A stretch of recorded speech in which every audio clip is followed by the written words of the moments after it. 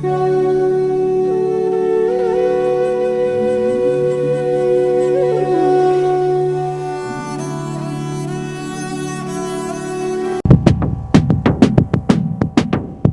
काम करता है राष्ट्रीय स्वयंसेवक संघ में। तो मुझसे बोला कि भैया बजट आ रहा है, कैसा आना चाहिए। मैंने कहा तुमने तो राम राज्य की सरकार बनाई है, तो राम राज्य का बजट आना चाहिए। तो बोला राम राज्य में कहां बजट होता था। तो मैंने कहा समस्या तुम्हारी यही है कि वामपंथी तो कुपड़ है और तुम अनपढ़ हो। इस देश में दो ही लोगों का झगड़ा चल रहा है, एक वामपंथी है, वो कुपड़ है, उन्होंने पढ़ा सब है लेकिन गलत पढ़ा है, और एक ये वाले हैं, इन्होंने पढ़ा ही नहीं है, ये सिर्फ बोलते हैं, हमारे वेदों में देखे नहीं है कैसे हैं।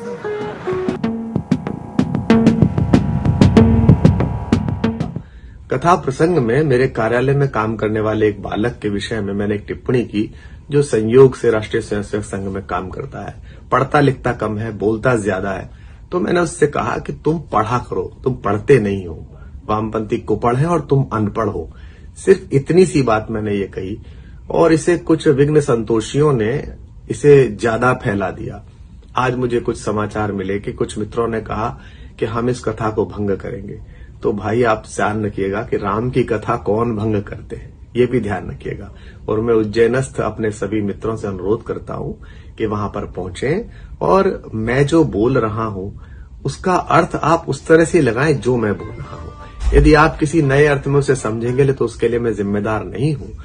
तदुपरांत आपकी इस सामान्य बुद्धि में अगर ये प्रसंग किसी और तरीके से चला गया है तो उसके लिए मुझे माफ करें, क्षमा करें। 2-2.5 घंटे में जो उत्सव धर्मी हो, जो अच्छा हो, जो मर्यादा पुरुषोत्तम भगवान राम की कथा से नवनीत निकल सकता हो, उसे लेने की कोशिश करिए।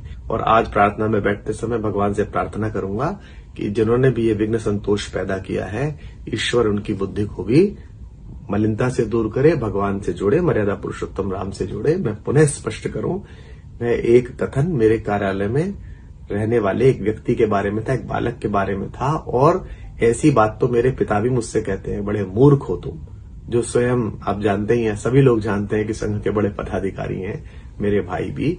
ऐसी बातें तो सभी बोलते हैं, लेकिन मैंने उस लड़के से बोला जो आयु में बहुत छोटा बच्चा है, इसलिए बोल दिया, और वो आपको अपना मान के मैंने वहां सूचित कर दिया।